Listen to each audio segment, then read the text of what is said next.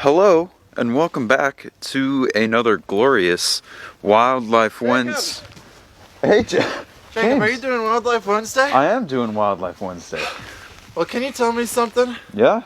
What is all this? Well, you mean the snow? I mean, Not the snow, Jacob. Not the snow. Look at this. Oh, I didn't even. Whoa. You know what that is, James? Yeah, it's That's called hoarfrost, James. Get a look at this, guys. hoarfrost. Hoarfrost, James. Oh, it's everywhere. I know, it's from the fog that we have. Can't you see it's so foggy out back there? You know, when I was driving here today, it was really, really foggy. Yeah. And everything is just covered in this stuff. It's Absolutely wild. covered. It sounds like you're pretty curious. Do you want to learn a little bit about hoarfrost today, James? I think I do. Well, if you stick around, we'll learn about hoarfrost. Now, James, as you see here, there's this hoarfrost that is absolutely covering all of these plants here, right? Yeah. And it kind of looks like snow, doesn't it? Yeah, it does. It feels like it too. Mm-hmm. The ice crystals are a little bit bigger though, and that's because it formed differently. So as the fog comes through the area, imagine that those little water droplets within the fog kind of just stick to a solid surface, like this branch or anything else that is, around, like a building. My car window. Your car window. Huh. And then all of a sudden, those water droplets, as soon as they hit that solid surface, they freeze. And they'll just keep coming in and freeze on top of each other.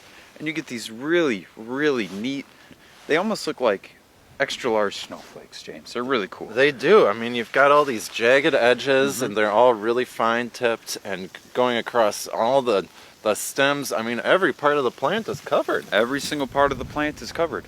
And if you look around, it's really just a world of white, James. Every single solid surface that has been exposed to that fog, that has the right, that has like a rough texture for that fog to catch onto, it's covered in hoarfrost, James. Wow. It is. It's a winter wonderland out here. It is a winter wonderland.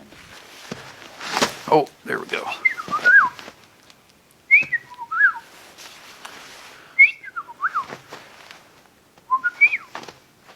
Can you hear that? Hear what? I hear you. That's me. So Jacob, Yeah.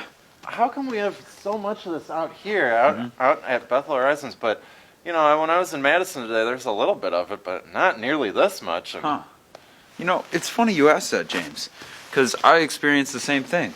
And now that I think of it, when you're in the city, there's not a lot of water that's around. There's not a lot of areas for the fog to be created, right? So in this area that we're in, the driftless area, there's plentiful springs and these wonderful hills. And these hills can be the key to creating that fog.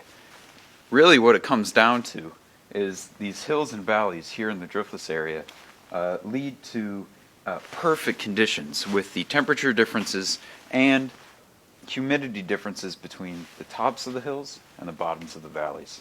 Wow. And you get these thick layers of fog that come through with these super cooled water droplets, creating this glorious hoarfrost, James. It sure is, buddy.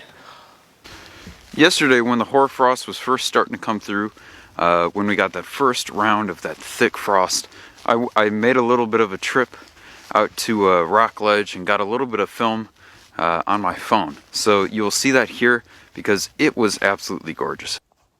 I mean, oh my.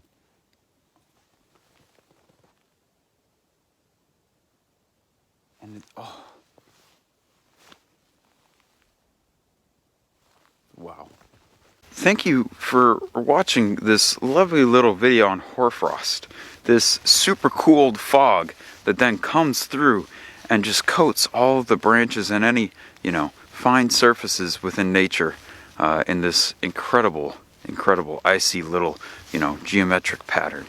I hope you get outside. I hope you go outside, enjoy whatever the heck you got around you, maybe a public park, as always, Maybe go out if you're in the driftless area. Maybe you see a little bit of this hoarfrost yourself.